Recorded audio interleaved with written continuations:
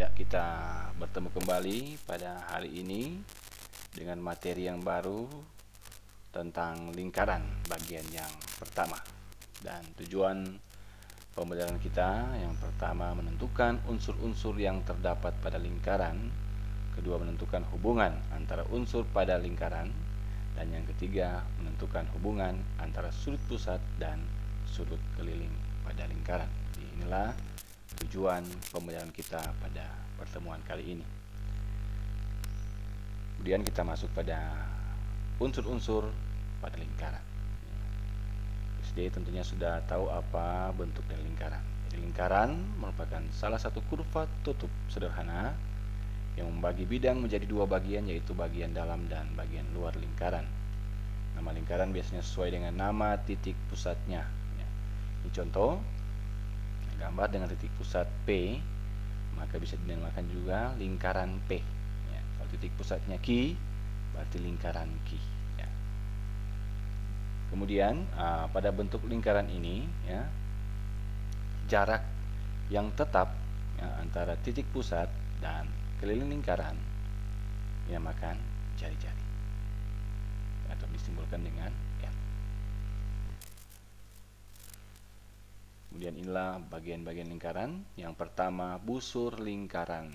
Simbolnya jelas di sini, tanda lengkung, bukan garis lurus tapi tanda lengkung. Busur AD, busur ACD, busur RSD. Di sini yang warna merah ini AD ini adalah minor, busur minor artinya busur kecil atau pendek, sedangkan ini busur panjang, yang warna hitam. Kemudian ini kebalikan. Yang warna hitam adalah minor, sedangkan yang warna merah adalah busur mayor. Kemudian yang ketiga adalah setengah lingkaran, busur setengah lingkaran. Jadi busur lingkaran terletak pada keliling lingkaran. Kemudian yang kedua, jari-jari lingkaran. Penulisan simbolnya kita gunakan garis di atas, garis lurus, garis datar. Jadi jari-jari, perhatikan di sini. Semua jari-jari panjangnya sama. Dia merupakan jarak antara titik pusat lingkaran ke keliling lingkaran atau ke busur lingkaran. Dan kita tahu bersama jari-jari adalah setengah dari diameter. Kemudian diameter lingkaran, penulisan simbolnya sama dengan jari-jari lingkaran. Perhatikan di sini. Jari-jari lingkaran adalah garis yang melalui titik pusat lingkaran yang menghubungkan dua titik pada keliling lingkaran. Jadi diameter harus melalui titik pusat lingkaran, dan diameter adalah 2 kali jari-jari. Kemudian tali busur lingkaran, penulisan simbolnya sama, seperti di sini. Tali busur lingkaran ada yang melalui titik pusat atau disebut diameter, ada yang tidak melalui titik pusat. Jadi ada dua, yang melalui titik pusat, tali busur itu dinamakan diameter, sedangkan ada juga tali busur yang tidak melalui titik pusat. Jadi dari sini kita bisa simpulkan bahwa semua tali busur belum tentu diameter, karena ada yang tidak melalui titik pusat. Tapi diameter, semua diameter pasti adalah pasti adalah tali busur lingkaran. Apotema, penulisan simbolnya sama, garis di atas. Dan kalau kita lihat di sini, apotema adalah jarak antara titik pusat dengan busur lingkaran. Jarak dari titik pusat ke tali busur lingkaran. Jadi sekali lagi, apotema adalah jarak dari titik pusat ke tali busur lingkaran dan membentuk sudut 90 derajat, atau saling tegak lurus dengan tali busur lingkaran. Juring lingkaran. Juring lingkaran berbentuk bidang atau daerah, Ada yang namanya minor dan mayor. Jadi kalau warna merah ini juring minor, sedangkan yang warna putih ini juring mayor. Juga sebaliknya, ini juring minor, ini juring mayor. Sedangkan inilah setengah lingkaran. Jadi luas daerah setengah lingkaran, yang juga adalah juring. tembereng. Ya. Tembereng juga adalah bagian daerah, ya, tetapi berbeda dengan juring. Ya. Jadi kalau tembereng adalah daerah yang dibatasi oleh tali busur lingkaran dengan busur lingkaran. Jadi sekali lagi, tembereng adalah daerah yang dibatasi oleh tali busur lingkaran dan busur lingkaran. Seperti itu. Bisa lihat sini ada minor, ada juga mayor. Ya. Juga setengah lingkaran. Ya. Titik pusat lingkaran. Ya, titik pusat lingkaran. Perhatikan ya, sini O, ini P, ini Q. Ya. Titik pusat lingkaran ada sudutnya, ya. Sudut alfa, sudut beta, sudut theta, dan seterusnya. Ya. Jadi sebentar ada kaitannya dengan sudut pusat. Ya. Sudut pusat berarti letaknya pada titik pusat lingkaran. Kemudian kita perhatikan tabel, ya, ada juga pada buku siswa, ya. Ada sini nama unsurnya dan ciri-cirinya. Kalau jari-jari, dia berupa ruas garis menghubungkan titik pada lingkaran dengan titik pusat. Kalau diameter berupa ruas garis menghubungkan dua titik pada lingkaran melalui pusat lingkaran. Tali busur berupa ruas garis menghubungkan dua titik pada lingkaran. Apakah dia melalui titik pusat? Boleh, yang dinamakan diameter, ataupun tidak melalui titik pusat. Apotema berupa ruas garis menghubungkan titik pusat dengan satu titik di tali busur. Iya. Tegak lurus dengan tali busur atau membentuk sudut 90 derajat. Juring berupa daerah di dalam lingkaran dibatasi oleh dua jari-jari dan satu busur lingkaran. Jari-jari yang membatasi memuat titik ujung busur pada lingkaran. Jelas. Tembereng berupa daerah juga di dalam lingkaran dibatasi oleh satu tali busur dan busur lingkaran. Dan sudut pusat terbentuk dari dua sinar garis, ya, kaki sudut. Saya belajar tentang sudut pada kelas 7, ya, materi kelas 7. Kaki sudut berhimpit dengan jari-jari lingkaran, ya. Titik sudut berhimpit dengan titik pusat lingkaran, ya, atau dia terletak pada titik pusat lingkaran. Itulah ciri-ciri dari unsur-unsur pada lingkaran, ya. Silakan Anda baca kembali buku yang Anda pegang, buku siswa, ya. Contoh, pada gambar di bawah ini sebutkan garis yang merupakan jari-jari, garis tengah, tali busur, apotema, dan busur. Yang pertama, jari-jari. Kalau kita perhatikan di sini, jari-jarinya ada berapa, ya?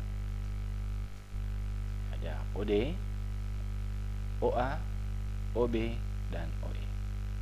Kemudian garis tengah atau diameter, ya, AD dan BE. Dia melalui titik pusat. Kemudian tali busur, ya, AB, tali busur AB tidak melalui titik pusat, BC tidak melalui titik pusat, ya, AC tidak melalui titik pusat, ED tidak melalui titik pusat,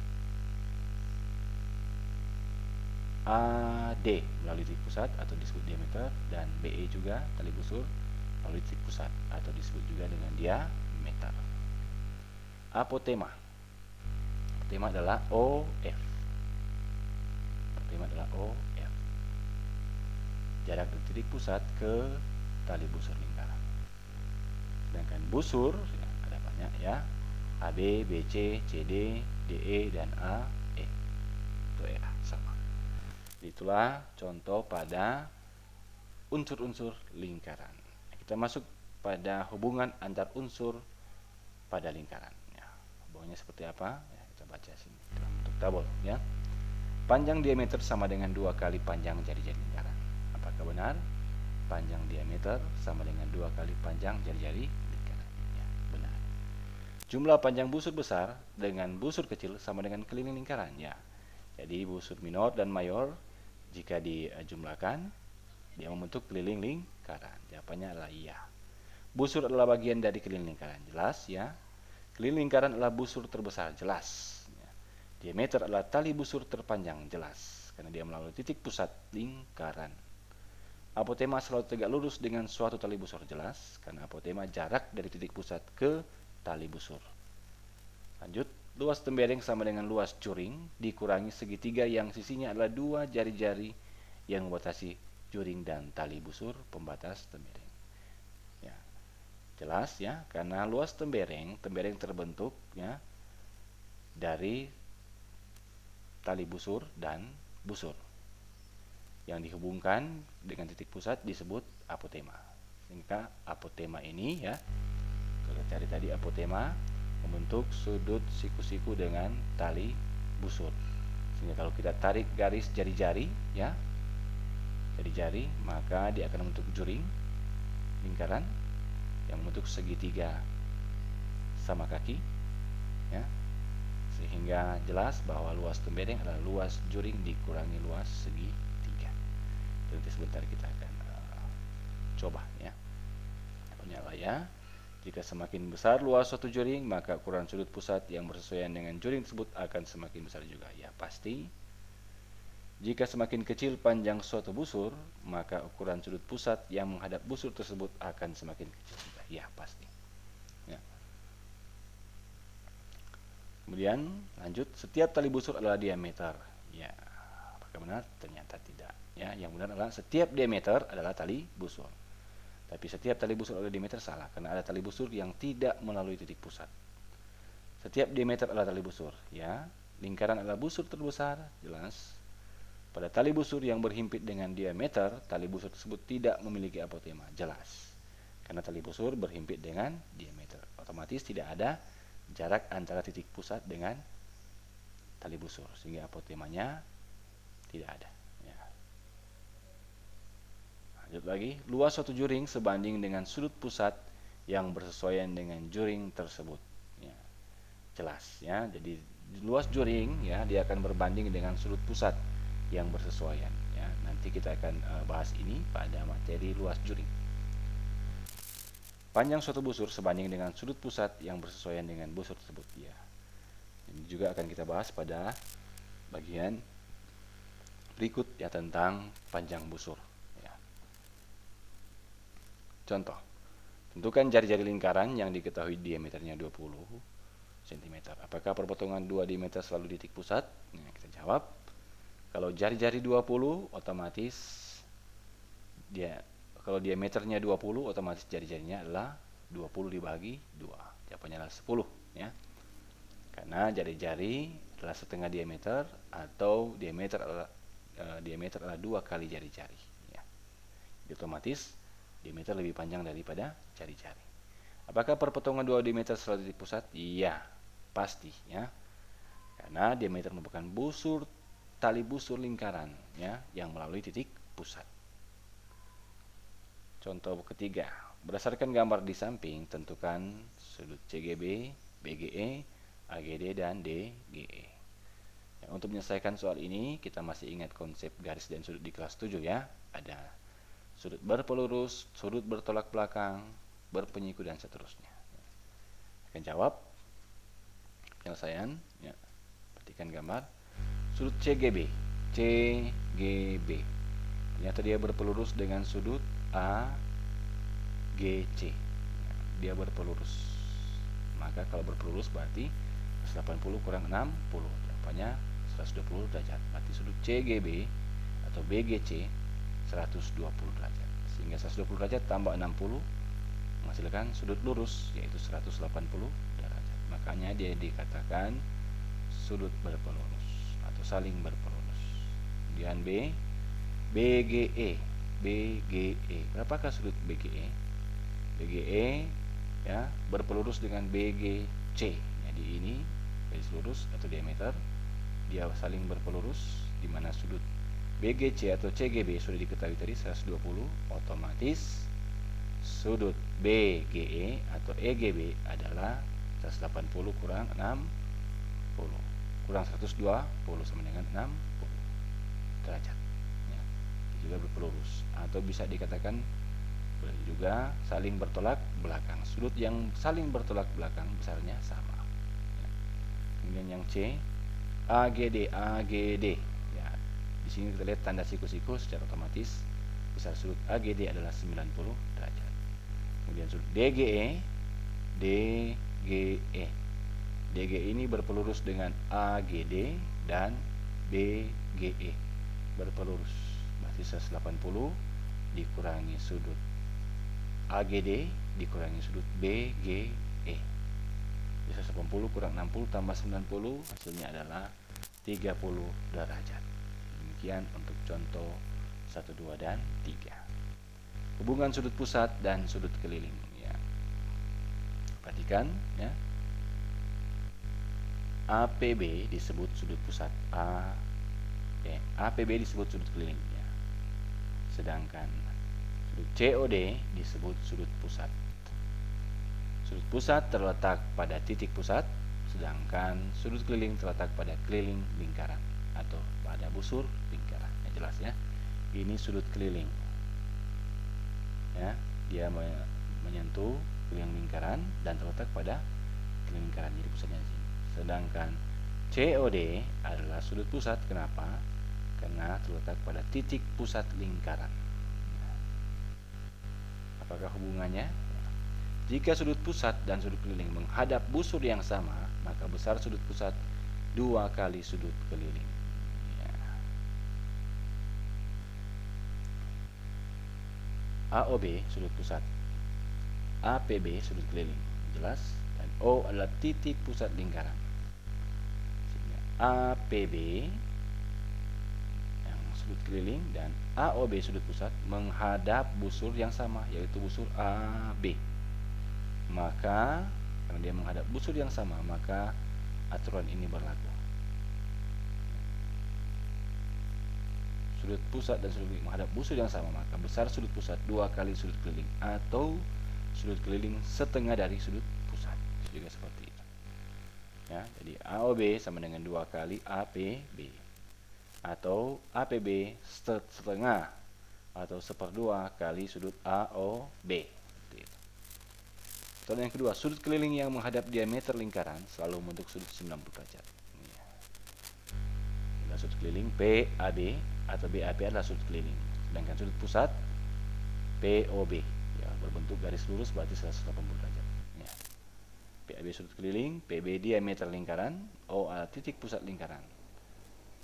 Kalau dia memenuhi syarat, maka jika menghadap diameter lingkaran selalu membentuk sudut 90 derajat. PAB menghadap diameter lingkaran, yaitu diameter PB, maka besarnya adalah 90 derajat. Kita perhatikan di sini ya. Nah, seperti yang aturan pertama, bahwa sudut keliling adalah setengah dari sudut pusat ya, atau sudut pusat adalah 2 kali sudut keliling. Ketiga, sudut keliling yang menghadap busur yang sama memiliki ukuran sudut atau besar sudut yang sama pula. Iya, misalkan ini ada sudut keliling ya, DOC sudut pusat, DEC sudut keliling, DAC sudut keliling, DBC sudut keliling. Jadi ada 3 sudut keliling, 1 sudut pusat. Ya. Maka jika menghadap busur yang sama, ini adalah busur DC, ya, maka besar sudut keliling semuanya sama. Ya. Jadi sudut DEC, DAC, dan DWC menghadap busur DC. Maka besar sudut DCC sama dengan sudut DAC sama dengan sudut DBC. Jadi besar sudutnya pasti sama. Ya. Setiap sudut keliling kalau menghadap busur yang sama pasti besarnya sama. Lanjut contoh, berdasarkan gambar, jika sudut CB 40 derajat maka besar sudut COB dan CUB adalah ya. Kita perhatikan gambar dulu ya. Jadi yang ditanya COB adalah sudut pusat dan CUB sudut keliling. Yang diketahui juga CEB 40 derajat. Berarti ada 2 sudut keliling di sini ya. Karena sudut CEB dan CUB menghadap busur yang sama, maka berlaku yang pertama, sudut CUB sama dengan sudut CEB. Jadi sudut keliling besarnya sama. Berarti kalau CEB 40, otomatis CUB 40 karena sama-sama menghadap busur yang sama, busur CB atau BC. Sedangkan besar sudut pusat adalah 2 kali sudut keliling, berarti sudut COB 2 kali 40. Berarti besar sudut pusatnya 80 derajat. Segi 4 tali busur. Ya, perhatikan segi 4 tali busur, ya ada segi 4 di dalam lingkaran ya. Dan segi 4 itu sisinya adalah tali busur lingkaran. Ada aturan yang berlaku Yang pertama, jumlah sudut-sudut berhadapan 180 derajat. Ya. Jadi sudut D dan B dijumlahkan 180 derajat, sudut A dan sudut C dijumlahkan 180 derajat. Hasil kali panjang diagonal sama dengan jumlah perkalian sisi yang berhadapan. Jadi AC kali BD, AC kali BD diagonalnya sama saja dengan AB kali CD tambah AD kali BC. Ya, sisi-sisi yang berhadapan. Hasil kali bagian diagonal adalah sama. AE kali EC sama dengan BE kali ED. Jelas. Contoh, berdasarkan gambar, jika CAB 100 derajat, DCA 85 derajat, maka besar sudut DBA dan CDB adalah, ya, yang pertama kita gambar dulu, ya, segi 4 tali busurnya, ya. CAB, ya, 100 derajat, DCA 85 derajat. Ya, jelas.